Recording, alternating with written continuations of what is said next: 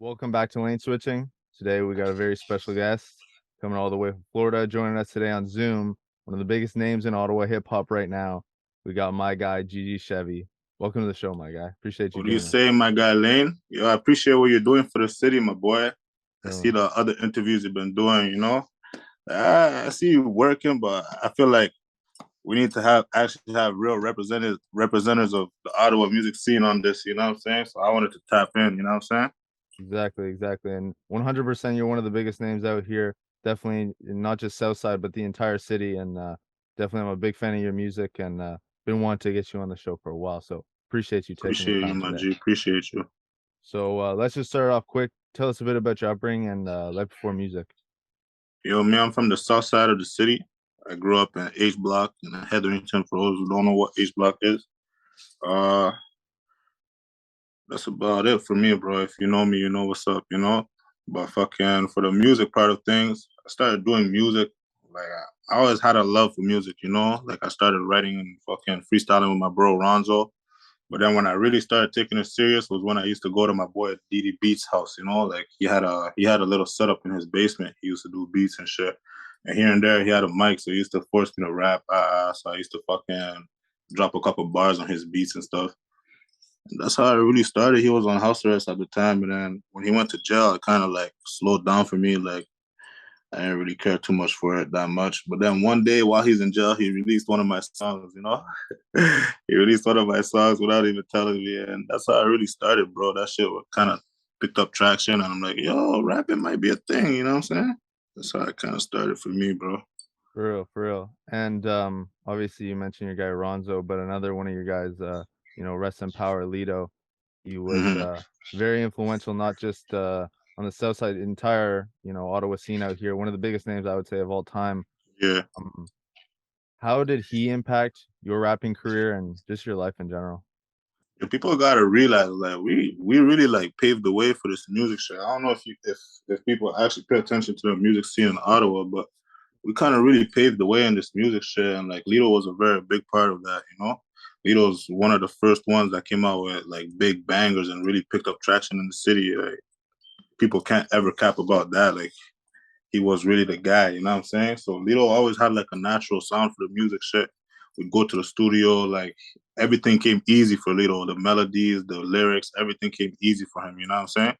So it's like most of the times we were in the studio, I'm not really like I know I rap, bro, but I'm not really a rapper, fam. Like that's not like my forte. I can rap and I do like drop music, but that's not really what I do. So Lido would usually lead the way in the studio, fam, come up with the melodies and shit like that. And me, I just had to go in there and see what I had to say, type shit. You know what I'm saying? So nonetheless, bro, Lido was really a legend in this shit. You know what I'm saying? Most definitely. And so I guess, would you consider yourself a businessman before a rapper? 100,000%. I'm a businessman before a rapper, bro. That's fair. Yeah, That's fair. definitely. And you and Lido, obviously, like Lido was dropping tracks back in 2018, but 2019 there seemed to be a real buzz in Ottawa, and most Hmm. people say that was like one of the best years, if not the best year in Ottawa hip hop. Hmm. With so many quality tracks coming out back then, how do you think Ottawa can gain that momentum back, and why do you Hmm. think 2019 was such a special year? Bro, 2018, 2019, we were the ones leading leading the way. That's why it was such a big buzz. We were the ones leading the way. Nowadays, like I feel like there's too much fugaziness in this rap scene. Like a lot of people, like, yo, you have no business rapping, brother. Like, what is going on here? You know what I'm saying? So people are taking us less and less seriously.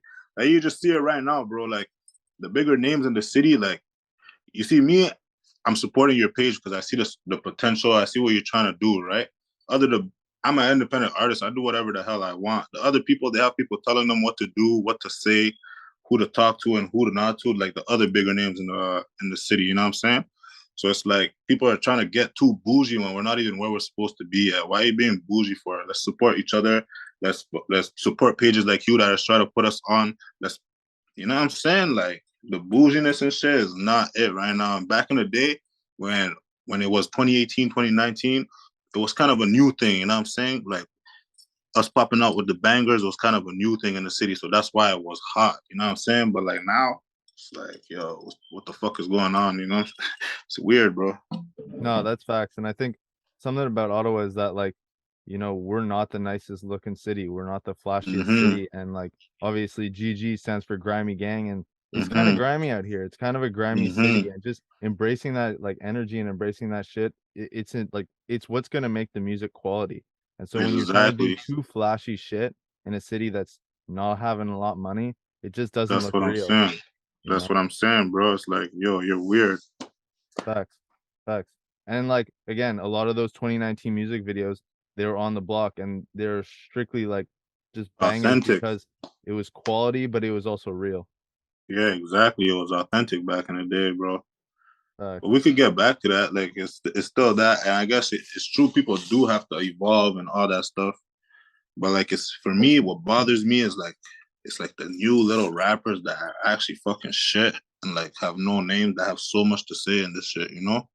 Other than that, bro, if people know who to support and who to actually push, then it would all make sense.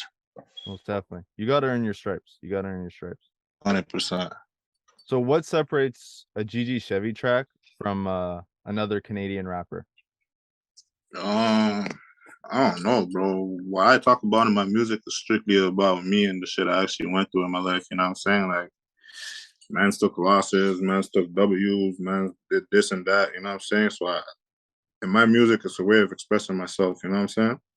I don't know. Like, I don't really compare myself to other rappers and shit around the way, but that's all I have to say for myself, bro. Me and my shit comes authentic. It's from what I actually lived, what I actually seen with my own eyes and shit like that.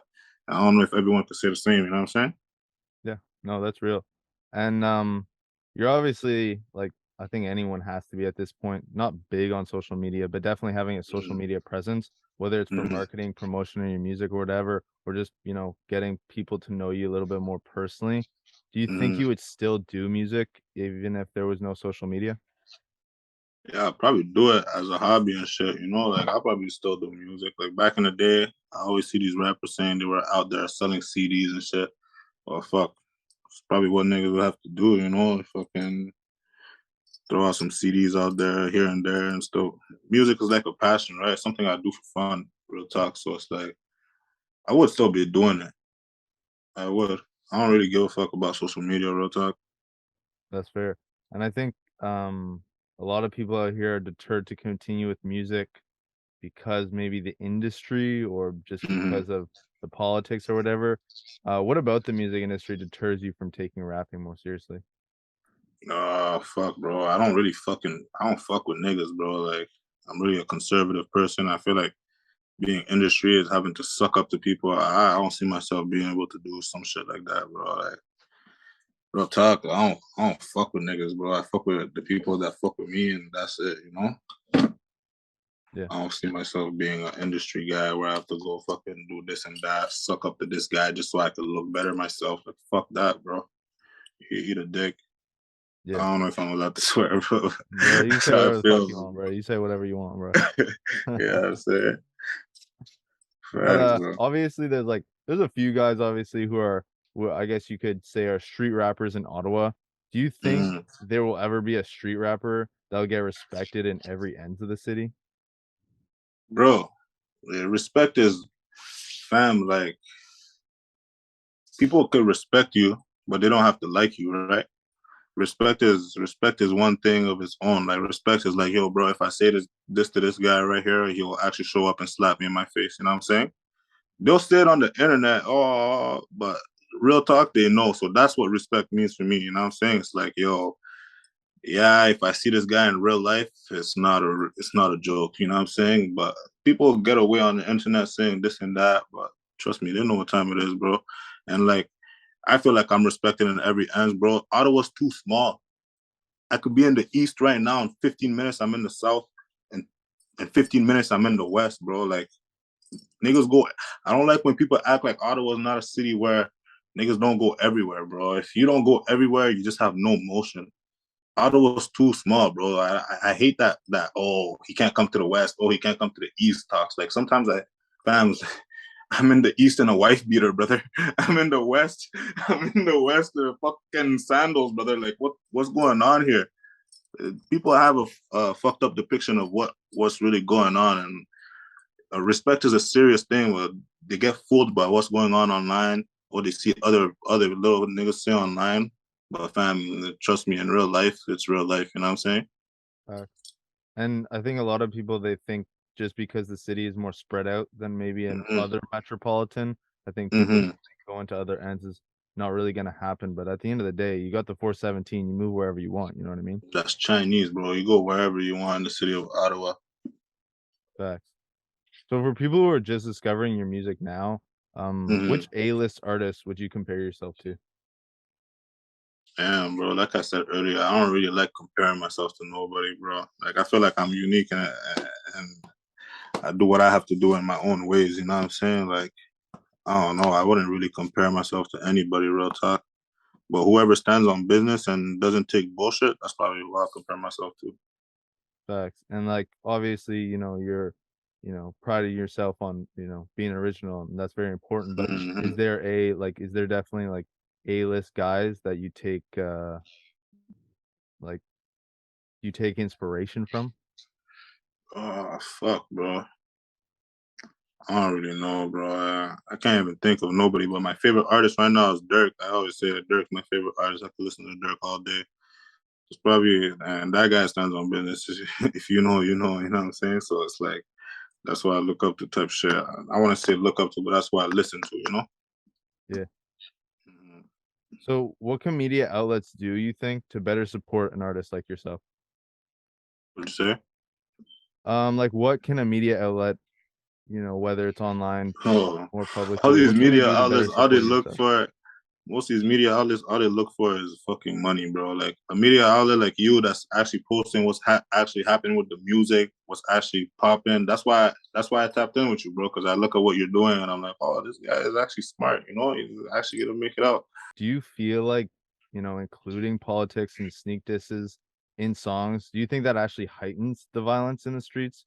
Or should it really just be seen as a way for people to release that negative energy, make it a more positive way and put it into tracks and, potentially make money, but just get in the studio? And that's a tough question, bro. Obviously, like it increases the violence, bro. If I hear my name in one of your songs, bro, you're gonna have a problem. You know what I'm saying? Like I'm not going for shit like that. That's disrespect, and I feel like you're trying to get clout off my shit. You know what I'm saying? But me, I'll name drop a nigga if I don't fuck with you.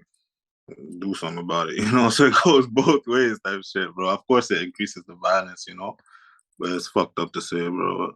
It is what it is. You know what I'm saying?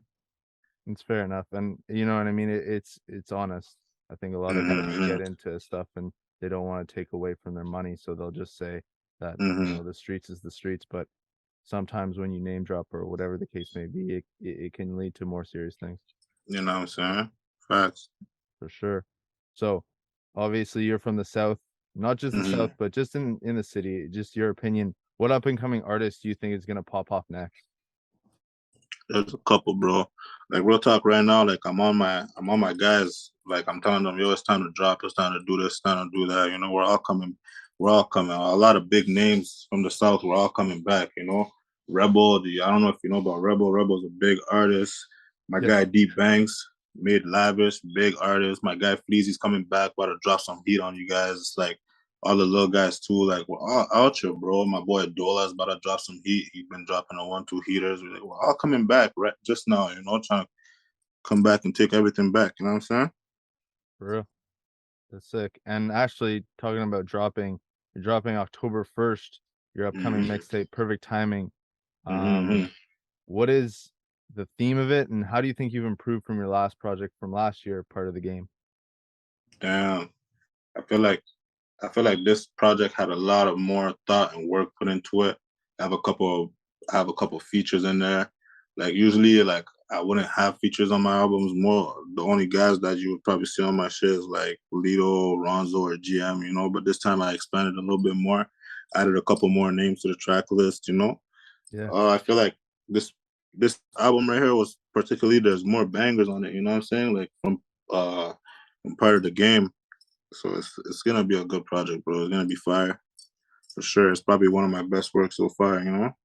So I'm for real. excited And for sure. a lot of features. You got people who are like Leah Cloud, Klossy Yeah. Baby. and Mm-hmm. other people you're branching out, even, Rebel and Rebel After Party, like, those Yeah, are big names that aren't just, I guess, traditionally seen as your average, like, street South Side rapper. So I think it's just showing exactly. you're expanding outside of just Mm-hmm.